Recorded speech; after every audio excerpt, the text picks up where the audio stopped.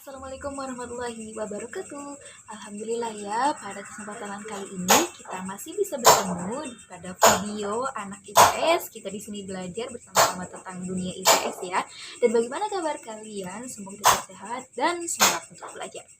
Oke, pada hari ini kita bersama-sama akan mempelajari tentang satu bab kelas 7 ya, tentang apa kira-kira? Ya, kita akan mempelajari tentang ruang dan interaksi ruang. Oke, kita langsung saja mulai ya. Siapkan pulpen kalian dan buku kalian.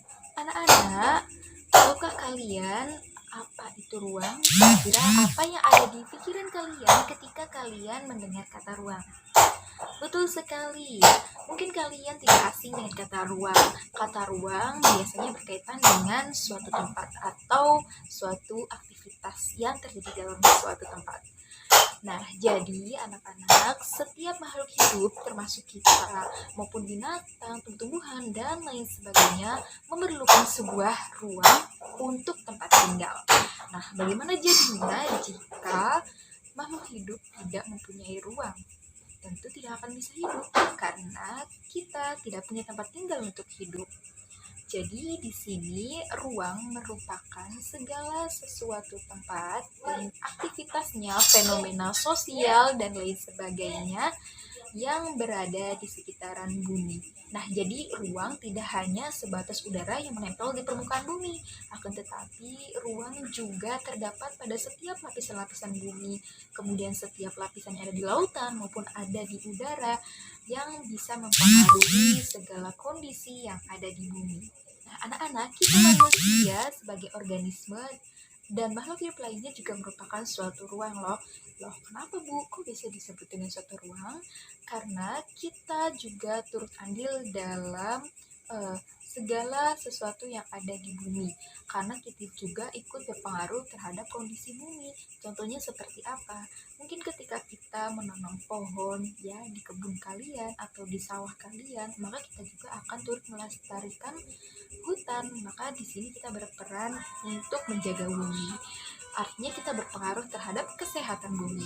Begitu juga sebaliknya ketika kita merusak bumi atau membuang sampah sembarangan, maka akan terjadi berbagai bencana alam yang tentunya itu juga tetap pengaruh dari kita sendiri karena kita tidak menjaga lingkungan, karena kita tidak sayang akan kesehatan bumi ini. Oleh karena itu, kita juga bagian dari sebuah ruang.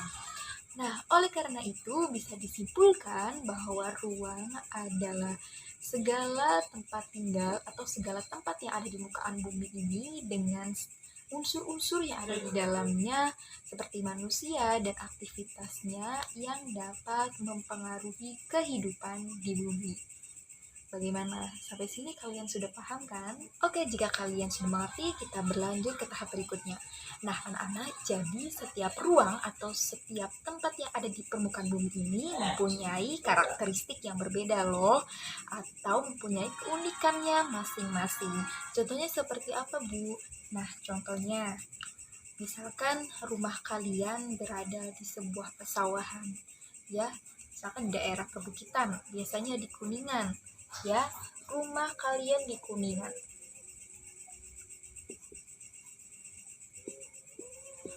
Kuningan merupakan sebuah daerah yang didominasi oleh pegunungan. Di sana masyarakatnya kebanyakan berprofesi sebagai petani. Misalkan ibu kalian atau orang tua kalian juga berprofesi sebagai petani.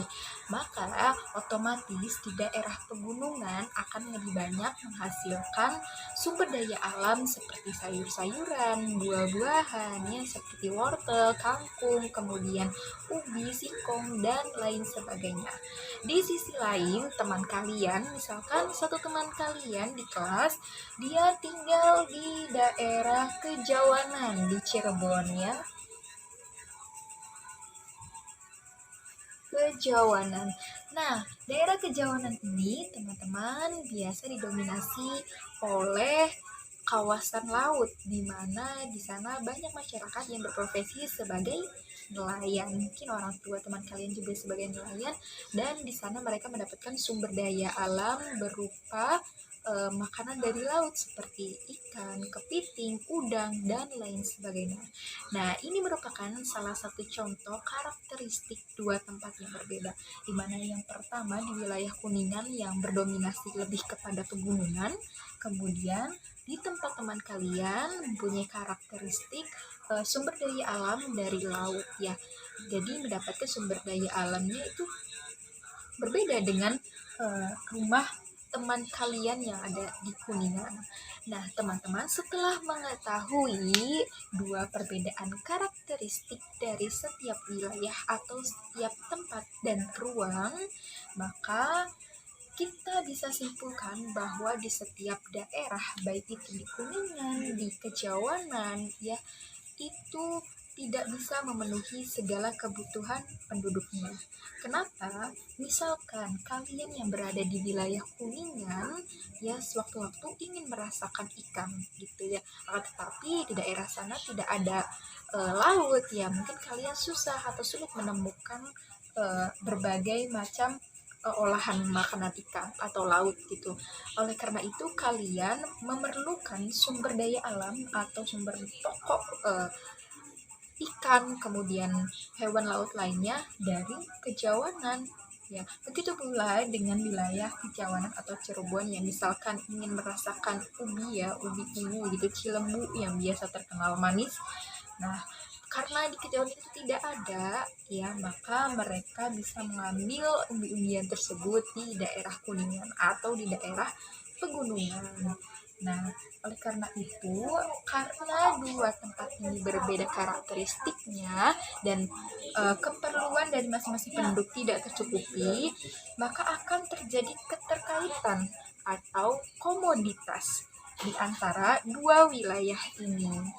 Ya, komoditas itu apa sih, Bu? Komoditas itu adalah keterkaitan atau ketergantungan antar satu wilayah atau satu ruang dengan ruang yang lainnya, ya. Jadi masyarakat Kuningan membutuhkan masyarakat Kejawanan, dan masyarakat Kejawanan juga membutuhkan masyarakat Kuningan untuk bisa memenuhi kebutuhan pokok. Contoh lainnya seperti apa? Misalkan kalian pergi ke pasar, ya kalian pergi ke pasar, coba kalian amati di sana para pedagang yang ada baju, ada penjual sayur, ikan ya, kemudian tahu dan lain sebagainya. Nah, apakah setiap pedagang di sana mendapatkan barang yang mereka jual itu berasal dari daerah kalian saja, daerah yang ada pasarnya saja?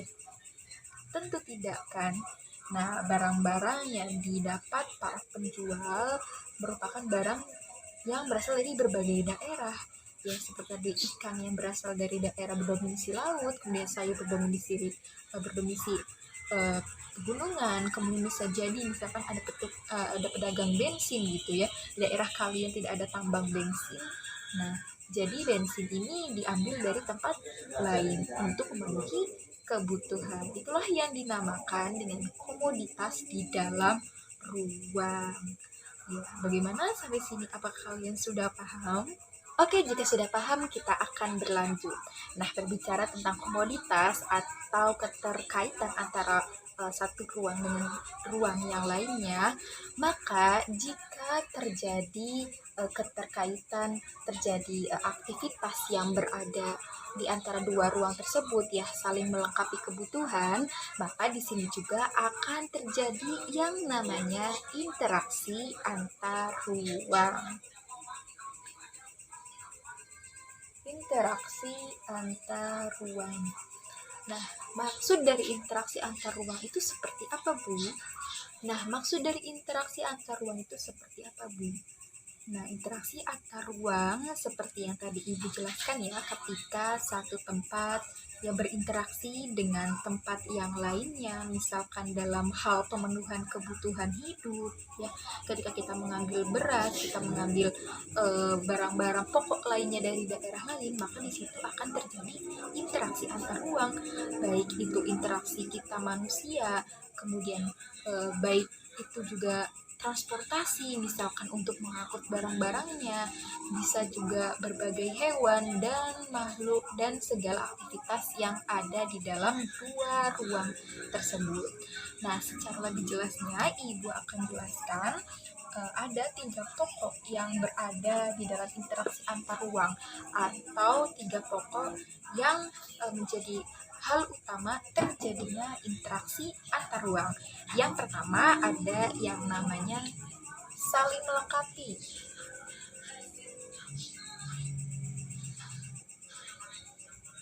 Saling melengkapi. Atau dalam bahasa Inggrisnya, Ibu bacakan ya.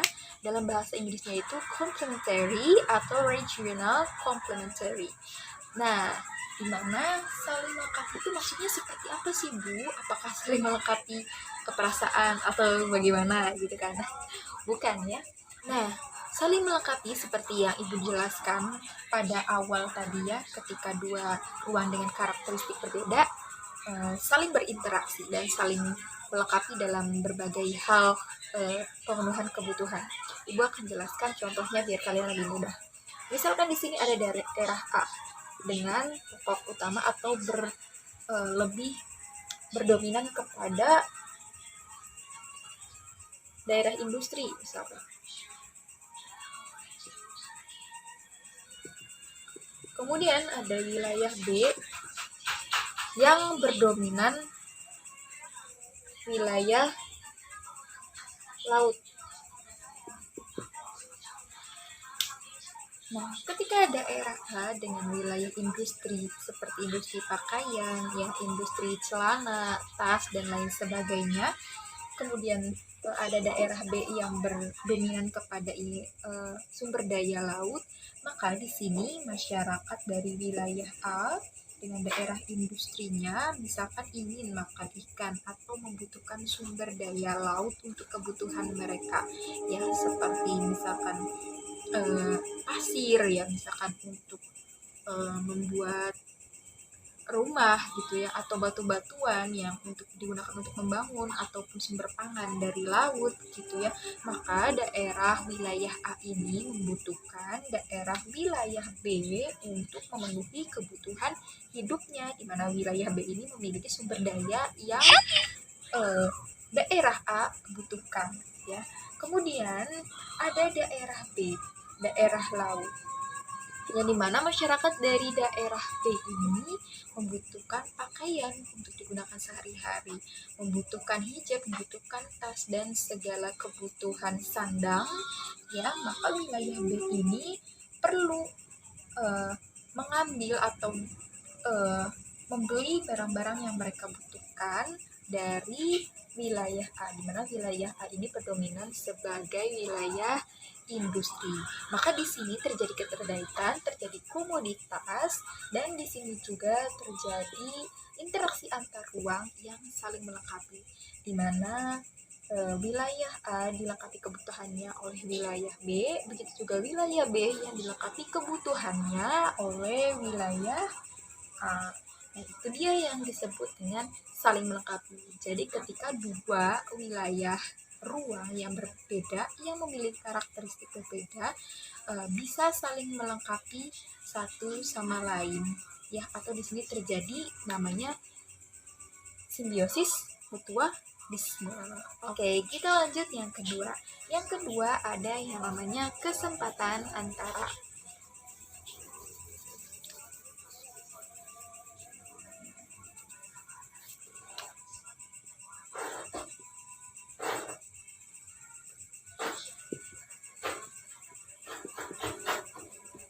Apa sih itu, Bu? Kesempatan antara, kok aneh judulnya gitu ya. Nah, di sini dalam bahasa Inggris kesempatan antara itu adalah intervening opportunity. Maaf kalau Ibu ada pengucapan salah bahasa Inggrisnya ya.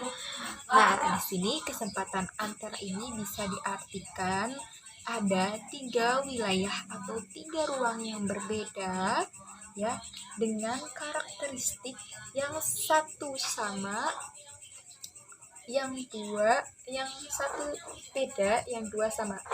Gini misalkan, lebih jelasnya Ibu beri contoh. Misalkan ada wilayah A ada wilayah A ini membutuhkan sebuah bahan pokok yang tidak ada di daerahnya. Nah, sumber pokok yang dibutuhkan oleh wilayah A ini ada di wilayah B. Misalkan wilayah A ini membutuhkan pasokan beras, maka wilayah A ini mencarinya ke wilayah bagian B yang memiliki pasokan beras. Dan jalan yang ditempuh oleh wilayah A ke B ini cukup jauh, ya, misalkan sejauh 80 km. Namun di tempat lain di wilayah C ini juga mempunyai pasokan beras yang dibutuhkan oleh wilayah A. Dan jarak yang ditempuh antara wilayah A dengan wilayah C ini lebih dekat, misalkan sejauh 5 km. Kira-kira mana yang akan dipilih oleh wilayah A untuk mendapatkan pasokan beras? Apakah ada di wilayah B atau di wilayah C? Betul, ya. Mungkin kita akan lebih memilih kepada wilayah yang lebih dekat dengan daerah kita karena untuk menghemat ongkos, waktu, dan lain sebagainya. Maka di sini wilayah B bersifat lemah. Potensi untuk industrinya ini lebih lemah dibandingkan dengan wilayah C untuk masalah beras. Maka di sini terjadi yang namanya kesempatan antara, ya, dimana kesempatan yang lebih mungkin terjadi itu apakah di ruang B atau di ruang C, ya, kemungkinan yang lebih dekat untuk ditempuh oleh wilayah A ini. Apakah bisa dipahami sampai sini? Jadi pada intinya kesempatan antara itu adalah interaksi yang terjadi antar 3 ruang, di mana satu ruang ini berperan sebagai wilayah yang membutuhkan pasokan, kemudian yang duanya ini adalah wilayah yang mempunyai pasokan namun mempunyai karakteristik yang berbeda gitu, baik itu jalannya, baik itu kualitas barangnya, dan lain sebagainya gitu ya. Sampai sini bisa dipahami ya. Oke, kita lanjut kepada interaksi ruang yang ketiga, yaitu ada kemudahan transfer atau dalam bahasa Inggrisnya disebut dengan transferability. Mohon maaf jika ada kesalahan ibu dalam berucap bahasa Inggris ya, mohon dimaklumi. Ada kemudahan transfer.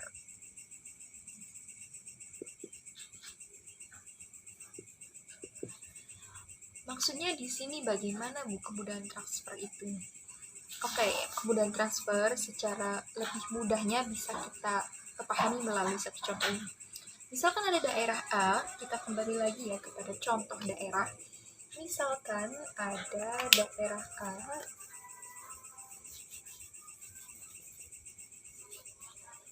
Nah, di sini misalkan ada wilayah A menempuh ke wilayah B. Kemudian wilayah A juga menempuh ke wilayah atau ruang C. Nah, misalkan dari wilayah A ini ingin mengambil pasokan batu bata, ya, ke daerah B dan ke daerah C. Akan tetapi ketika wilayah A, orang yang dari wilayah A ini mengunjungi tempat di wilayah B, namun kondisi jalannya itu rusak, kondisi jalannya itu jelek sehingga menghambat transportasi yang ada, menghambat kerja dari pekerja wilayah A ke wilayah B, sehingga waktu tempuhnya akan lebih lama dan semakin panjang, yang misalkan membutuhkan waktu 4 jam.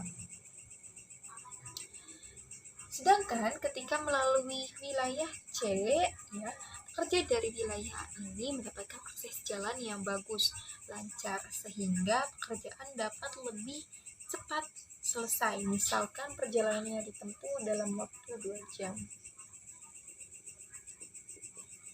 Maka di sini terjadi proses transfer, ya, manakah proses transfer dari transportasi atau mobil atau segala kendaraan yang ditempuh ke wilayah B dan C ini terjadi.